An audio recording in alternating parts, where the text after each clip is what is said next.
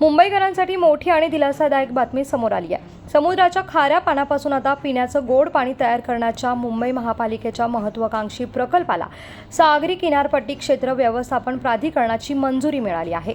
या प्रकल्पामुळे वाढत्या लोकसंख्येमुळे निर्माण होणारी पाण्याची कमतरता कमी होण्यास मदत होणार आहे।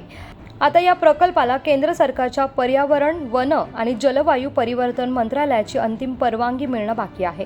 ही परवानगी मिळाल्यानंतर लवकरच कामाला सुरुवात होण्याची शक्यता आहे। पश्चिम उपनगरातील मनोरी येथे हा डिझॅलिनेशन प्रकल्प उभारण्यात येणार आहे।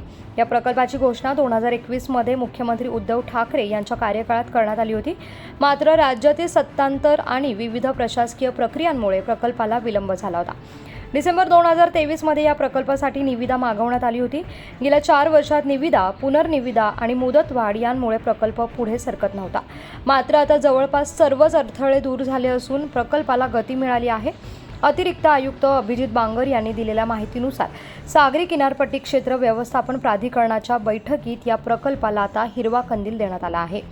आता अंतिम टप्प्यातील केंद्र सरकारची मंजुरी मिळाल्यानंतर प्रत्यक्ष कामाला सुरुवात होणार असून मुंबईकरांसाठी पाण्याच्या टंचाईवर मोठा दिलासा देणारा हा प्रकल्प डिसेंबर 2027 पर्यंत पूर्ण करण्याचं उद्दिष्ट ठेवण्यात आलं आहे।